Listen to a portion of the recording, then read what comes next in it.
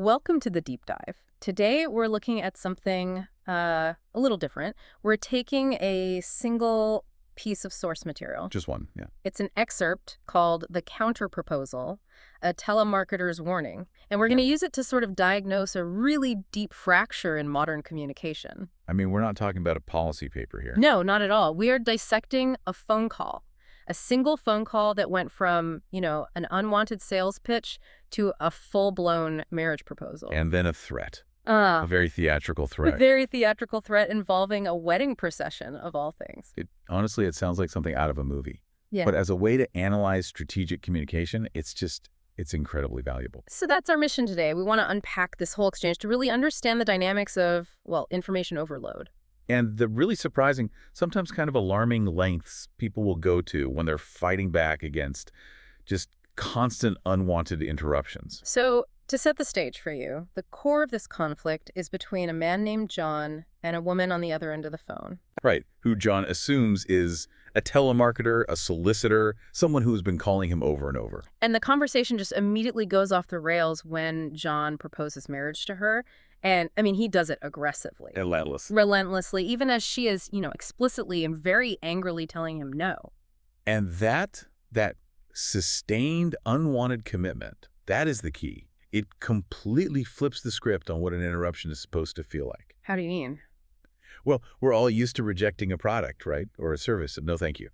John is forcing her to reject an entire, immediate, and totally unavoidable life. Oh. It's a fascinating psychological pressure point, an extreme reaction to, having your boundaries just constantly violated in this modern age. Okay, let's unpack this. We have to start with section 1, which is just the shocking intensity of John's approach. The source material really emphasizes that this proposal wasn't just, unwanted. It was an assault, a relentless assault of persuasion. It's like a saturation bombing approach to a sales call. Most people offer a product, they hear no, they back off. Yeah. John seems to recognize the telemarketer's own persistence, and he decides to match it. But he multiplies the stakes by, a factor of 1,000. He wasn't aiming for a sale. No, he was aiming for a complete cognitive overload, for surrender. And he didn't just propose, he built this entire fantasy world, an entire world of obligation. The specific promises he makes are what really elevate this from, simple harassment to high-effort strategy. Yes, the specificity is what gives him the leverage. A vague promise is easy to dismiss. Right, I'll make you happy. Exactly. But if you commit to these detailed, high-cost activities, you force the person on the other end to mentally engage with the rejection on a much deeper level. He's weaponizing commitment. So let's look at the receipts, so to speak. He promised not one, but 2 honeymoons in really exotic, desirable locations. Switzerland and Singapore. Switzerland and Singapore. That immediately puts the value of this unwanted commitment in the, high 5-figure range? At least. It's really hard to just ignore a travel itinerary like that. And the travel is one thing, but then you look at the gifts he promised. A diamond necklace. And golden jhumkas. Right. And for anyone listening who might not be familiar, jhumkas aren't just, generic earrings. Not at all. They're these traditionally intricate bell-shaped gold earrings. They're deeply, deeply associated with South Asian wedding jewelry with huge cultural value.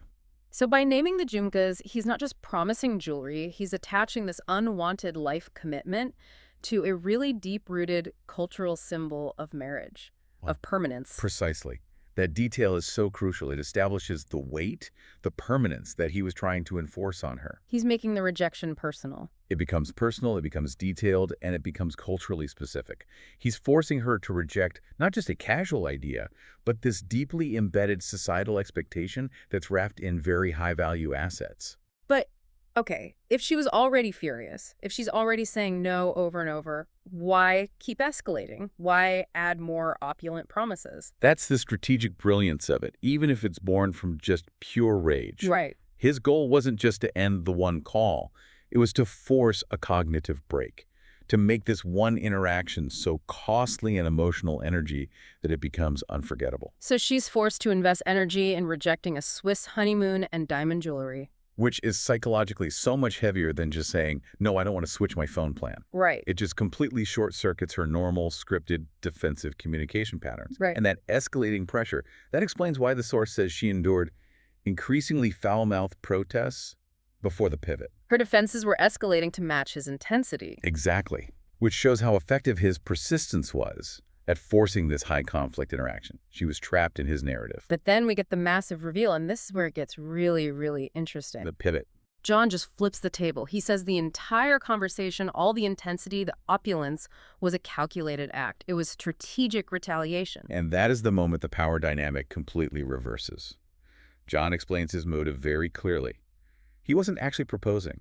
No. He was mimicking the persistent, unwanted solicitations he gets every single day from the caller, or at least from the company he assumes she works for. So he literally took the core technique of telemarketing unwanted persistence and just aimed it right back at the source. He used her assumed job description as a weapon against her. I mean, from an informational warfare framework, it's fascinating. Oh, so? Well, telemarketers use a high-volume, low-effort approach, right? They spend very little emotional energy on any single call. Because they're just going to call 1,000 more people. Exactly. Yeah. John deployed a high-effort, negative interaction designed specifically to counteract that. He forced her to spend the maximum possible mental and emotional capital on one single call. He's leveraging his own frustration to create like an institutional disruption for them. Precisely. And that's the aha moment for you listening. This isn't just some crazy anecdote. It reveals a creative, if maybe a little unhinged. A little. Okay, a completely unhinged coping mechanism for dealing with these constant intrusions. He's using the implicit threat of total chaos to defend his personal boundaries. And the level of frustration it must have taken for him to not just think of this, but to execute it with such detail. The honeymoons, the diamond jewelry. It speaks volumes about how completely exhausted he was by these calls. He knew that forcing a conversation about marriage would shatter the professional distance a solicitor relies on. Right. He forced her out of her script and into this very high-stakes, very confusing confrontation. So after he reveals his hand, after that whole emotional reversal, he doesn't just hang up. No, he establishes a new boundary, a very firm one. He issues this high-stakes ultimatum. He demands that she and her company cease all contact immediately. And it's not a request. It's an order. And that's the strategic objective of the entire performance. The proposal was the show. The warning was the intended result. He needed a warning so severe, so memorable, So unforgettable. that it would guarantee his name gets flagged internally. Not just as a lost lead, but as a severe liability. Someone you put on a permanent do not call list. And he definitely delivered on the severe and memorable part. We have to discuss the specific threat he issued if they contacted him again. This is where it goes from psychological pressure to full-blown theatrical deterrence. It's the ultimate escalation. John threatened to arrive at their office with a wedding procession. Not just a wedding procession. No, a wedding procession performing a Najin dance. A Najin dance wedding procession. At their corporate office? I mean, that is an incredibly specific, culturally loaded, and just absolutely disruptive threat. It is a threat designed for maximum public impact and institutional embarrassment. Mm-hmm. And to really get why it's so devastating, you need a little context. The Nagin dance is this highly theatrical, often comedic, super high-energy performance.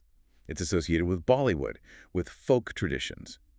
It's a celebration. So we're not just talking about a loud party. We're talking about the absolute opposite of corporate professional discretion. Exactly. The threat isn't just disruption. It's public theatrical humiliation on a scale that pretty much guarantees it goes viral. A full wedding procession with music blaring, people dancing, showing up at an office building would physically shut down operations. It transforms a private, annoying phone call into a massive, unforgettable public performance. He's signaling in the clearest and most chaotic way possible that his commitment to being left alone is greater than their commitment to making a sale. And his leverage is his willingness to embrace total public absurdity. So if we connect this back to the bigger picture, the sheer strangeness of this threat really highlights the depth of his frustration. It does. This is so far beyond the mild warning. It is a threat of a public spectacle designed for maximum embarrassment for the business. The company's risk is no longer just a financial metric. It becomes a reputational and logistical catastrophe. Absolutely. That Nagadine dance procession doesn't just stop work for the day. It becomes a news story.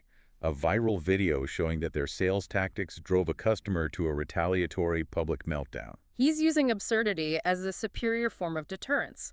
By making the threat so unbelievable, so strange, he guarantees they understand how serious he is. It demonstrates he's willing to commit to extreme, high-effort disruption. And that proves that his fake marriage proposal was just a preview of his chaotic capabilities. So he established himself as a completely unpredictable agent. And that is a profoundly effective signal to send to a solicitor whose entire strategy relies on predictable, low-effort responses from people. The entire story, the entire narrative, it's rooted in one simple problem. The erosion of personal space. By persistent commercial communication, John is showing us what happens when the defense against that erosion becomes just as strategically aggressive as the intrusion itself. So when we step back, what does this all mean? I mean, the excerpt reveals this deeply creative, if extreme, coping mechanism for dealing with modern information overload. It's a case study in using the very tools of aggressive persuasion persistence, high stakes against the source of the harassment. Forcing the solicitor to finally experience the cognitive load they inflict on everyone else. Right. It's an essential text on what you could call communication fatigue. It shows that when people are pushed past their tolerance level, their reaction can become, highly disproportionate and incredibly personalized. The telemarketer tries to sell a desirable future. John threatens a deeply undesirable, embarrassing, and very, very public future. And just the staggering level of effort required for him to engineer all this. Yeah. The retaliatory proposal, the honeymoons in Switzerland, the golden jumkas. That sheer commitment to the chaos. That is the ultimate measure of his frustration. It reveals the true high cost of unwanted contact. It shows the immense value people place on just silence and boundaries in our hyper-connected world. And the lengths they'll go to when those boundaries are violated over and over again. Exactly. So a final thought for you, our listener. Consider this. What level of frustration would be required for you to engineer such an elaborate retaliatory strategy? What unexpected, highly specific strategies might you employ when you're facing that kind of perpetual unwanted contact, knowing that just saying no simply fails? What is your personal, highly specific, deeply embarrassing Nigerian dance threat?